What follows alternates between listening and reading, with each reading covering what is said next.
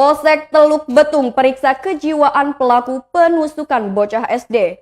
Jajaran Polsek Teluk Betung Selatan telah melakukan pemeriksaan kejiwaan terhadap AM berusia 21 tahun, terduga pelaku penusukan bocah SD beberapa waktu yang lalu.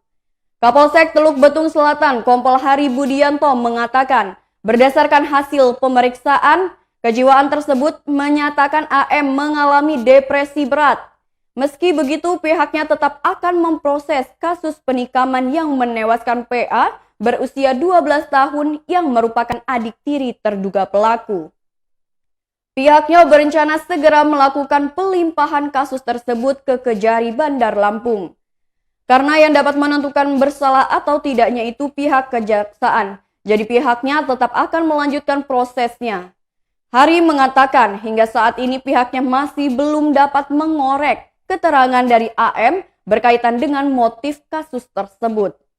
Itu dikarenakan AM terus memilih bungkam dengan kondisi depresi berat.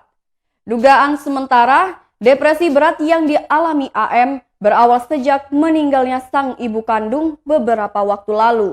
Hasil pemeriksaan sementara menyatakan yang bersangkutan memiliki gangguan jiwa.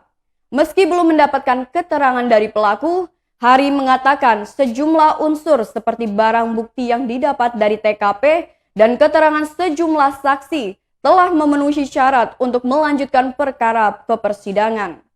Nantinya pengadilan yang menentukan apakah bisa dilakukan proses hukum atau diserahkan ke rumah sakit jiwa.